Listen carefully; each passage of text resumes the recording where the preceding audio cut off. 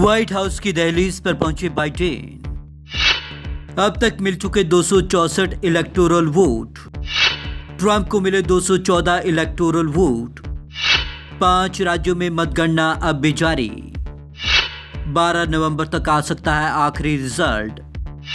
Trump पहुंचे supreme court की शरण में।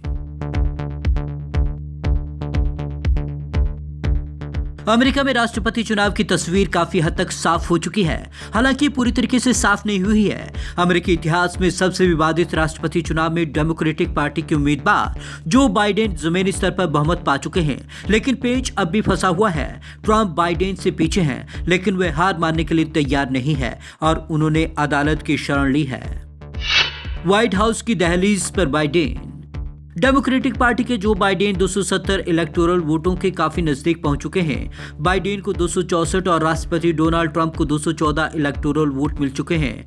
बाइडेन ने विस्कॉन्सिन और मिशिगन में जीत दर्ज कर राष्ट्रपति डोनाल्ड ट्रंप की राह को मुश्किल बना दिया है। वहीं रिपब्लिकन पार्टी के उनके प्रतिद्वंदी डोनाल्ड ट्रंप कुछ राज्यों में बाइडेन की जीत को कानूनी तौर पर चुनौती देने का विचार कर रहे हैं।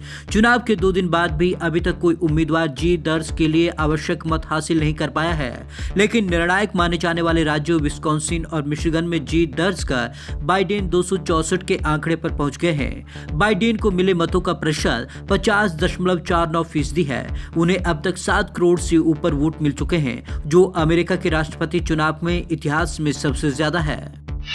ट्रंप को मिले 214 वोट। डोनाल्ड ट्रंप को 214 निर्वाचक मंडल मत मिले हैं। मौजूदा राष्ट्रपति की राह हालांकि काफी कठिन है, क्योंकि ट्रंप को 270 के जादुई आंकड़े तक पहुंचने के लिए 4 शेष बचे बैटल ग्राउंड राज्यों पेंसिल्वेनिया, नॉर्थ कैरोलिना, जॉर्जिया और नेवादा से जीत हासिल करनी होगी।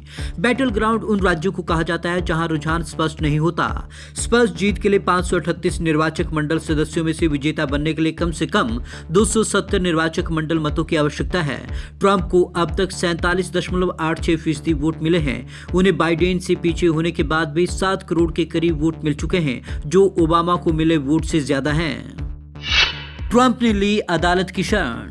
डोनाल्ड ट्रंप है, वे आसानी से हार मानने को तैयार नहीं हैं। इस बात का संकेत वे पहले दे चुके हैं कि अगर नतीजे उनके मुताबिक नहीं हुए तो वे अदालत की शरण लेंगे, और उन्होंने ऐसा कर भी दिया। ट्रंप ने अदालती लड़ाई की घोषणा कर दी है। ट्रंप ने गुरुवार को पेंसिल्वेनिया में डाक के वोटों की गिनती रुकवाने की मांग को लेकर सुप्रीम कोर्ट में अर्जी दायर की है। वहीं ट्रंप अभियान दल ने जॉर्जिया, मिशिगन और पेंसिल्वेनिया के मुकदमे दर्ज कराए हैं और विस्कॉन्सिन में मतों की फिर से गिनती किए जाने की मांग की है।